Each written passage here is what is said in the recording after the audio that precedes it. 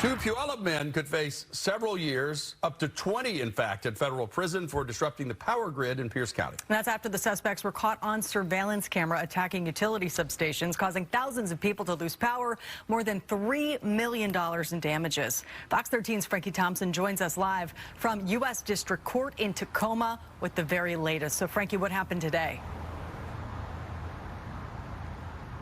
Well, Jamie, today inside federal court, members of the U.S. Attorney's Office say this was a crime of terrorism. With the fast investigation by the FBI and Pierce County Sheriff's Office, detectives say they soon learned the suspects claimed other intentions for attacking the substations. The attack on 4 utility substations in Pierce County left more than 14,000 people in the dark Christmas Day. Now brought to light and in federal custody are the 2 suspects responsible. It's unsettling to know that there are people out there damaging our infrastructure. Nick Brown is the U.S. Attorney of the Western District of Washington. He filed federal charges against 32-year-old Matthew Greenwood and 40-year-old Jeremy Crahan of Puyallup. The suspects were captured on surveillance camera, cutting the chain link fences surrounding the substations and vandalizing the power systems that triggered outages and concerns of domestic terrorism. This is part of a national response that we've seen, some minor and also some very significant attacks on power substations. There was a huge one in North Carolina last year that put out power for about 40,000 people. We've seen some smaller incidences here in the Northwest last year as well. Worried the suspects would strike again, Pierce County Sheriff's Office says it contacted FBI immediately to help with the investigation, all while working closely with Puget Sound Energy and Tacoma Public Utilities to restore electricity that so many people relied on. There was a woman who couldn't use her medical equipment because the power was out, and she had to call for emergency services to get her to the hospital.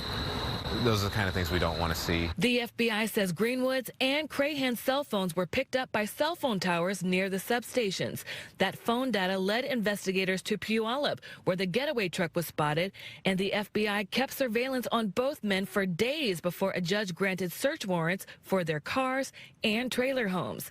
Inside Greenwood's trailer home, special agents found a rifle and a shotgun with a homemade silencer attached.